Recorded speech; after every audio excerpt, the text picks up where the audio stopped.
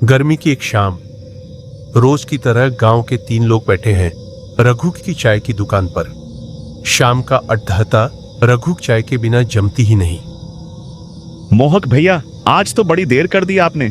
सूरज भी हमसे पहले चला गया। पटरे पर पहले से बैठा एक युवक हंसते हुए बोला, रघु भाई क्या करें, बुजुर्गों ने कहा है शाम की चाय और बातें दोनों धीरे पीनी चाहिए।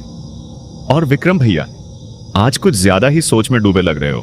कुछ बातें हैं जो चाय से हल नहीं होती रघु, मगर हाँ, चाय उन बातों को सुन सकती है।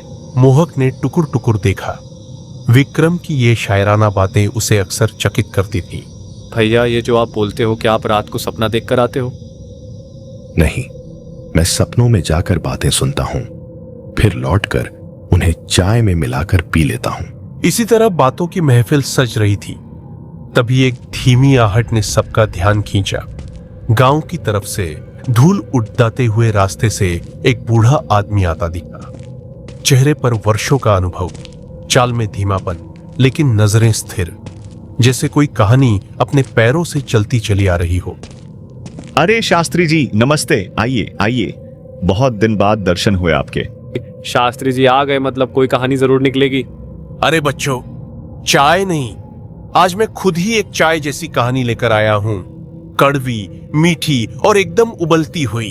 शास्त्री जी, आप हमेशा अपने किस्सों में आधा सच और आधा रहस्य मिलाते हैं। आज भी वैसी ही कोई बात है क्या? शास्त्री जी ने पास की बेंच पर बैठते हुए थैला रखा, आंखें बंद की और फिर धीरे से बोले, नहीं विक्रम, आज जो बताने आया हूं वो केवल किस्सा नहीं है, वो मेरा बीता हुआ कल है और शायद मेरा अधूरा वर्तमान भी। सन्नाटा छा गया। चाय की भाप में अब एक और धारा खुल रही थी, एक कहानी की जो वक्त के पार से आई थी।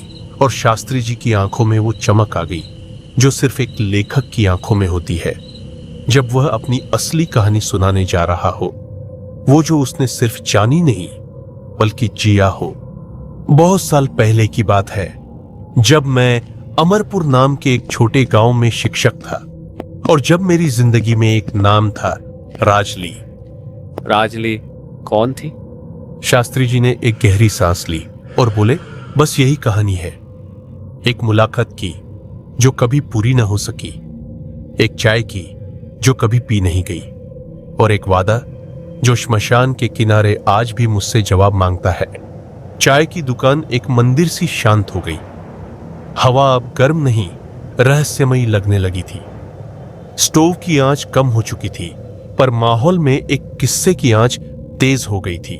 आंखें क्षितिज में कहीं दूर अटक गईं, जैसे वे समय की नदी में वापस उतरने को तैयार हों। तो बात उन दिनों की है जब मैं अमरपुर के सरकारी स्कूल में प्रधानाध्यापक के पद पर नियुक्त हुआ था। नए गांव, नई जगह, लेकिन दिल में पुरानी यादें समेटे। मैंने सोचा था ये जिंदगी अब बस किताबों और बच्चों के बीच बीतेगी, लेकिन नियति ने मुझे मेरी ही स्मृतियों से एक बार फिर टकरा दिया। तो फिर बिछड़ गए आप लोग? हाँ, जैसे हर गांव में एक चुनाव आता है जिसने न केवल नेताओं को बल्कि रिश्तों को भी बांट दिया। राजली का परिवार किसी दूसरे विचारधारा का था और हमारे परिवार ने भी उसे स्वीकार करना बंद कर दिया।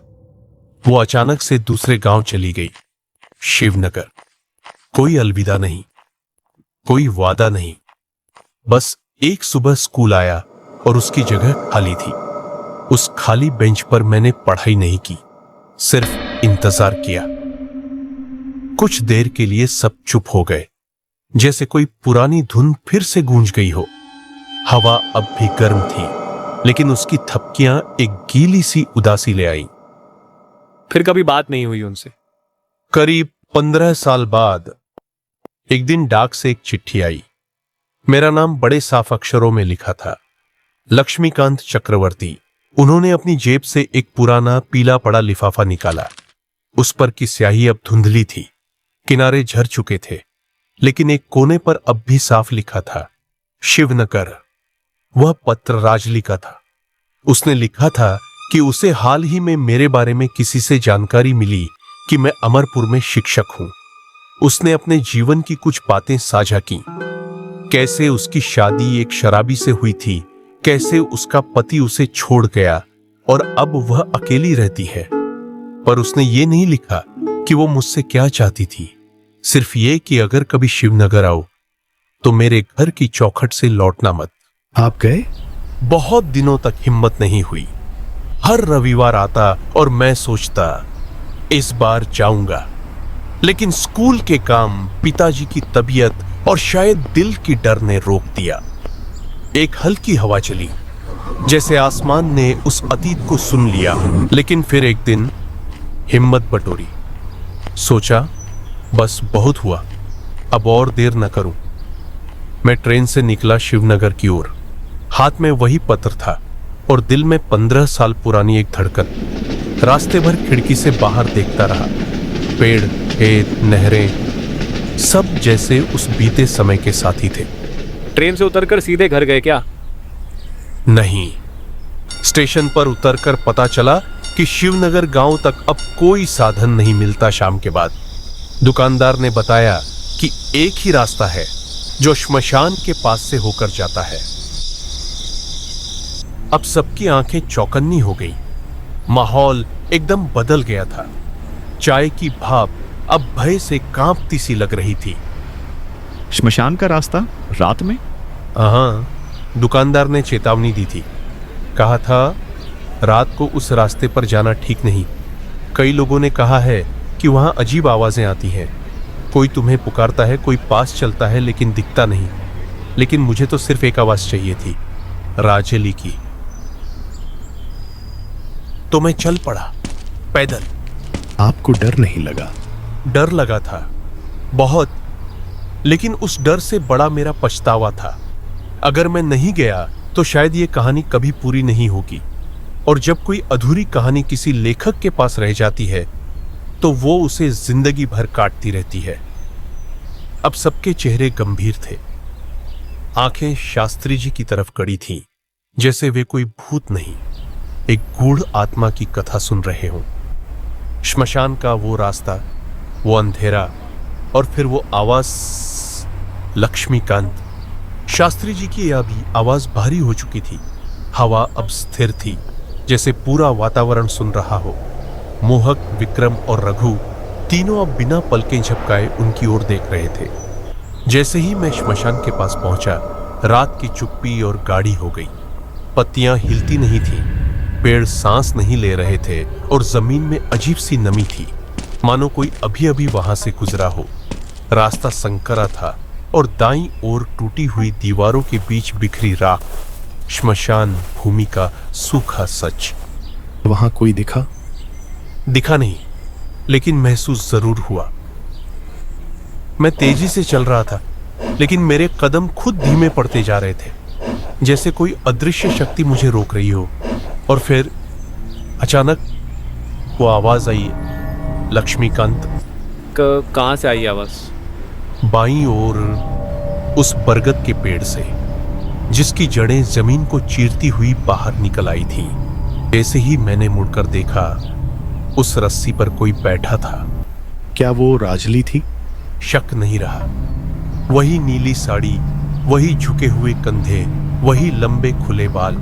वो मुझे देख रही थी, आंखें एकटक मेरी ओर, लेकिन उसके चेहरे पर कोई भाव नहीं था, न मुस्कान, न आंसू, बस ठहराव। मैंने धीमे से कहा, राजली, मैं आ गया। बहुत देर हो गई मुझे, लेकिन मैं आया तो सही। बहुत देर कर दी लक्ष्मीकांत। मैं अब यहां नहीं हूं, लेकिन मैं तुम्हारा इंतजार करती रही, रात दर रात, परसों तक। आप डर गए क्या? डर? हाँ, शरीर कांप रहा था, लेकिन दिल, वो किसी और ही भावना से भरा था, जैसे उस मुलाकात का सालों से इंतजार कर रहा हो। और जब मेरी नजर वापस राजली पर गई, वो वही नहीं थी। क्या वो हवा में घुल गई? नहीं, वो अब मेरे बिल्कुल पास खड़ी थी, इतनी पास कि उसकी सांसें मेरी गर्दन पर महसूस हो रही थी, लेकिन ठंडी, बहुत ठंडी। चलो लक्ष्मीकांत, बहुत रुक गए तुम, अब देर मत करो। शास्त्री जी ने गहरी सांस ली मानो किसी कठिन स्मृति में प्रवेश कर रहे हों।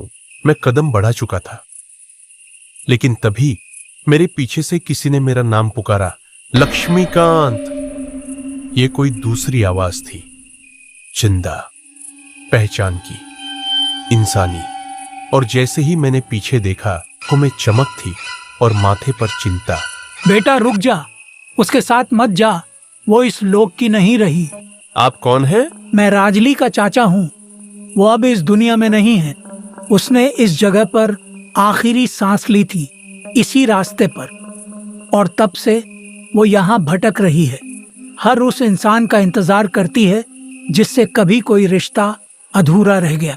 एक झटका लगा सबको। क्या वो पहले ही मर चुकी थी? हाँ, अगले दिन मुझे पता चला कि राजली की मौत एक सड़क हादसे में हो गई थी 2 साल पहले। और जिस रात मैं वहां पहुंचा, वही रात थी जब उसकी बरसी थी। अब हवा बिल्कुल स्थिर थी। रघु का स्टोव भी अब बिना आवाज के जल रहा था, और वो बरगद का पेड़ जैसे यहां भी आकर खड़ा हो गया था। मैंने उस चाचा जी को धन्यवाद दिया। उन्होंने मुझे वहां से वापस जाने को कहा, और जब मैं मुड़ा तो वो बरगद, वो झूला, वो आवाजें सब गायब हो चुके थे।